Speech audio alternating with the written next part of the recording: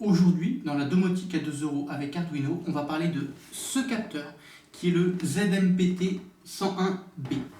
Et en fait, ce capteur, c'est un capteur de tension pour courant alternatif. En gros, c'est-à-dire qu'on va faire un petit montage, on va brancher la phase, le neutre sur ce capteur, et puis en branchant cette prise sur une rallonge, on va pouvoir mesurer la tension qu'il y a sur le secteur. Donc en fait, ce capteur, il est relativement simple. On a ZMPT101B, c'est même pas la référence du capteur, c'est la référence du petit transformateur qu'on a ici. Et donc ce capteur, il se compose d'un transformateur où on vient mettre notre 230 volts ici sur le primaire, et puis sur le secondaire, on a la tension qui est abaissée et qui du coup, grâce à cette petite platine de transformation, on peut l'injecter dans un Arduino et puis mesurer la tension qu'on a sur le secteur. En termes de raccordement sur ce capteur, on a 4 pins, et donc le premier c'est le VCC, le deuxième c'est le signal, le troisième c'est le GND, et le quatrième c'est un second GND. Et puis également ici, on a un petit potentiomètre qui va nous permettre d'affiner le réglage si jamais on n'a pas envie de retourner dans le code et qu'on a besoin de faire un petit affinage. Et puis au niveau du primaire du transformateur, ici on a L, donc la phase, et puis ici on a N, donc le neutre. Donc un capteur quand même relativement intéressant. Alors concrètement, là on va se brancher sur le secteur, c'est dangereux, je sais pas un tutoriel sur les risques de l'électricité que je suis en train de faire, non. Je pars du principe que si je regarde la vidéo d'un mec qui fait un salto arrière sur du béton et que parce que j'ai regardé la vidéo, je décide de faire pareil et que je me croûte la gueule, c'est mon problème, c'est pas le problème du mec qui a fait la vidéo. Non, ce qui va suivre c'est dangereux et chacun est responsable de sa propre sécurité par rapport à ça. Voilà, donc là moi j'ai raccordé le ZMPT sur le primaire du petit transformateur. On va brancher ça sur une prise comme ça, voilà. Avant de le brancher sur l'Arduino et puis de passer sur le code, on va faire une petite expérience, on va le brancher sur un oscilloscope et puis on va voir quelque chose d'intéressant. Voilà, donc tu vois là on a le capteur qui est branché, qui est sous tension, on a le 230 volts alternatif qui arrive au primaire du capteur. Et puis donc là en fait sur l'oscilloscope on a le GND du capteur qui est raccordé, et puis là on a le signal qui est raccordé.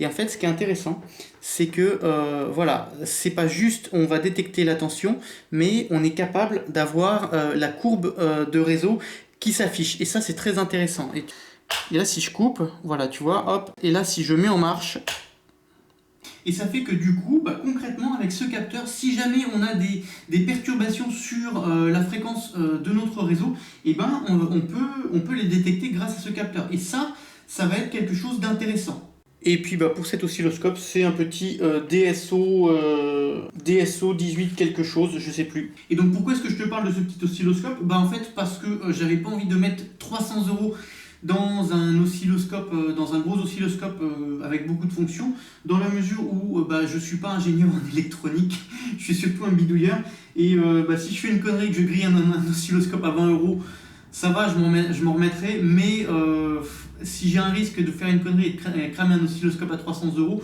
je t'avoue que j'oserais pas l'utiliser dans des situations où j'ai envie de faire des petits essais parfois. Alors que là j'y vais, je me pose pas de questions, je le branche et on verra bien ce que ça donne pour mes expériences. Donc je le trouve assez intéressant, et si ça peut t'intéresser, c'est un petit oscilloscope à 20 balles, je te mets un lien en dessous dans la description. Tu vois, tu lui mets une petite pile 9 volts et puis bim. Ok, donc maintenant qu'on a vu que ce capteur, il avait quand même, c'était pas juste lire la tension du réseau, mais également afficher la courbe, on va regarder le code Arduino qu'on va utiliser, parce que grâce à ce code, avec l'Arduino, on va pouvoir sur notre écran d'ordinateur afficher cette courbe réseau également, et ça c'est intéressant. Je sais pas moi, tu peux par exemple avoir une installation avec des panneaux solaires qui te produisent du courant continu, et puis ensuite tu as un onduleur qui va te le repasser en courant alternatif. Tu veux mesurer la gueule du courant que sort ton onduleur, il va juste un petit oscilloscope comme ça et ce capteur branché ensemble, et tu vas pouvoir tout de suite avoir un analyseur réseau, ce qui est vraiment pas mal. Même pas besoin de se mettre à l'Arduino. Alors maintenant je rebranche mon fil signal sur le pin A0, voilà. Et puis on passe sur l'écran d'ordinateur et on regarde le code d'un petit peu plus près pour voir ce que tout ça nous dit. Alors ce code, il s'agit de plusieurs codes que j'ai chopés sur internet et puis que j'ai modifiés ensemble pour pouvoir obtenir quelque chose qui fonctionne avec ce capteur et puis qui permette de lire les courbes réseau. Maintenant, il peut encore être modifié pour faire également autre chose. Donc déjà, première chose, on commence par inclure la bibliothèque qui s'appelle filterderivate.h et puis la bibliothèque filter.h. Voilà. Ensuite, on inclut la bibliothèque liquidcrystal-i2c.h. Ensuite, là, on déclare l'adresse I2C de l'écran. Et puis, donc c'est un écran 16 caractères par 2 caractères. On est sur une fréquence de 50 Hz, donc on l'écrit ici. Ici, on indique qu'on se trouve avec le capteur sur le pin A0 de notre Arduino. Ici, on a des petits facteurs de correction. Voilà. Et ici, on définit la variante current voltage. Et puis ensuite, quand on passe dans le void setup, donc on initialise le port série, on active l'écran, on active le rétroéclairage de l'écran, on attend 2 secondes, on passe dans le void loop. Et puis alors là, je t'avoue que le code, je ne saurais pas tout expliquer non plus. Ici, on a un petit facteur qui va nous permettre d'étalonner la lecture du capteur par rapport à la tension véritable, en mesurant au multimètre la tension qu'on a et puis la valeur lue par le capteur, et puis ensuite affiner en faisant un produit en croix. Voilà, et puis ensuite on lit la tension, et puis également ensuite on va écrire la tension sur notre écran LCD. Voilà. Alors maintenant on va téléverser ce code dans l'Arduino, compilation du croquis, téléversement terminé. Ok, donc maintenant voilà ce qu'on obtient. Ici, 233,78 volts, 86 volts, voilà. Ça, c'est la tension mesurée qu'on a là sur le secteur. Donc on peut le vérifier. Donc là, on le met en volts alternatif et puis, hop, on va voir ce qu'il nous dit. Voilà. 238 volts et 237 volts et 235 volts. Voilà. Ok. Donc là, on a 2 solutions. Soit on peut modifier un petit peu le petit facteur de correction dans le code, ou alors, sinon, autre solution. On a le petit potentiomètre qu'on peut tourner pour pouvoir ajuster en fonction de ce qu'on lit ici. Là, on réduit, donc on va tourner dans l'autre sens. Non, 244 volts c'est trop. 237,11. 237 volts, voilà. Là, on est bon, tu vois. Voilà, donc là maintenant, notre capteur, il est bien réglé, il est équilibré par rapport au multimètre. Voilà. Ok, ça c'est une bonne chose de fait. Et donc, maintenant, qu'est-ce qu'on va faire? On va aller sur le moniteur série. Donc là, moniteur série va nous afficher la tension comme sur l'écran. On est à 9600, voilà, 240, 238, 237, 37, 87. Oui, c'est ça, voilà, il nous affiche exactement la même chose, 237, 37, voilà, c'est ça. Et maintenant, on va, donc fermer le moniteur série et puis on va aller sur le traceur série. Et là, ça va être intéressant.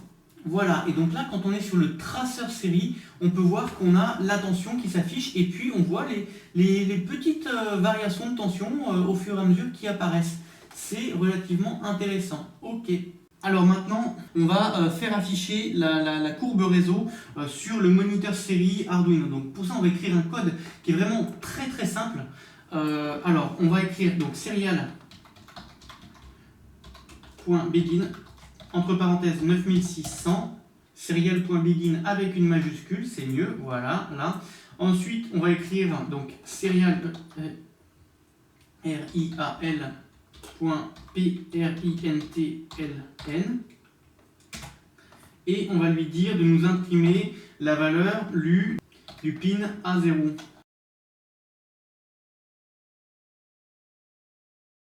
Analog read avec une majuscule pour le R ici, donc A0, ok. Et puis là maintenant, on va téléverser ce code, donc voilà, téléversement terminé. Et là maintenant, hop, on va ouvrir le traceur série. Waouh! Et là, on a une courbe qui se dessine, mais ça va très très vite. Donc, ce qu'on va faire, c'est qu'on va ralentir un petit peu ce code. On va mettre un délai de 20 millisecondes et puis on va injecter le code et là, on devrait avoir quelque chose de beaucoup plus joli. Voilà. Et là, lorsqu'on a ça, on a un petit réglage qui va être intéressant à faire. En fait, ce capteur, c'est un transformateur quoi, qui va transformer le 230 volts en 5 volts. Quoi. Et notre Arduino, lui, il ne peut pas mesurer plus que 5 volts. Et un phénomène intéressant qui va se passer, si jamais on tourne la petite molette du potentiomètre, et on va regarder ce qui se passe sur la courbe. Donc là, je vais la tourner, et puis on va voir ce qui va se passer. Voilà, donc là, je la tourne dans un sens, on voit qu'on a une amplitude de courbe moins importante. Donc maintenant, on va tourner dans le sens anti-horaire des aiguilles d'une montre et on va voir ce qui va se passer. Voilà, voilà. On a, on est aux limites de ce qui peut être détecté et du coup, on n'a plus la pointe de courbe. Donc là, ça veut dire qu'en termes de... il faut qu'avec notre capteur, on soit un petit peu en dessous. Il faut qu'on puisse capter l'amplitude maximale de la courbe. Voilà, là, j'ai redescendu et là, on voit qu'on est beaucoup mieux. Ok. Voilà. Donc on va descendre jusqu'à avoir l'amplitude maximale de la courbe, où on puisse avoir le haut de la crête et puis le bas. Et on va se remettre un petit peu en dessous quand même. Et puis ensuite, une fois qu'on aura bien une amplitude de signal correcte, et bien là, on va revenir sur notre code précédent et puis on va le réinjecter.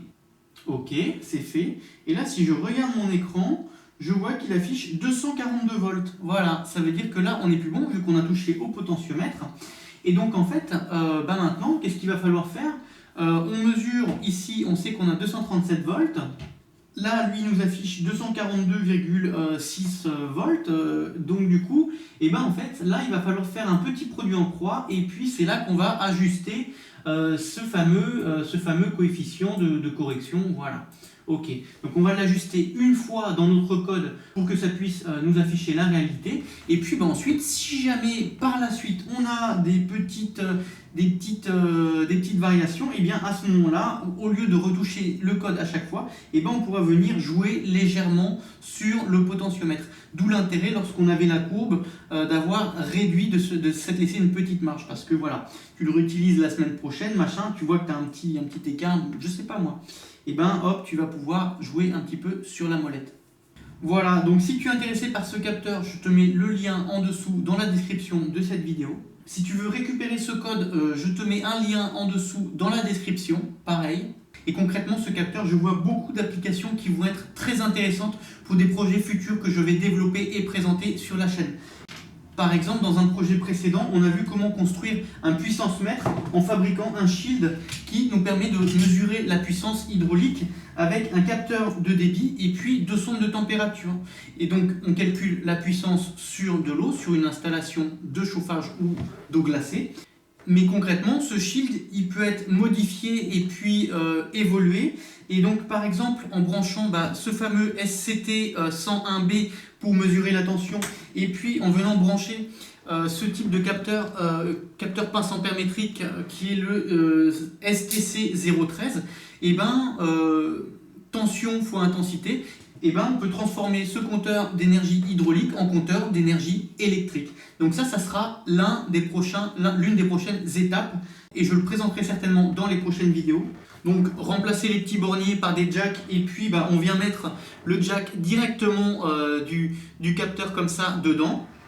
Et puis on peut même imaginer un montage où on a deux capteurs pince ampère métrique et puis un capteur de tension.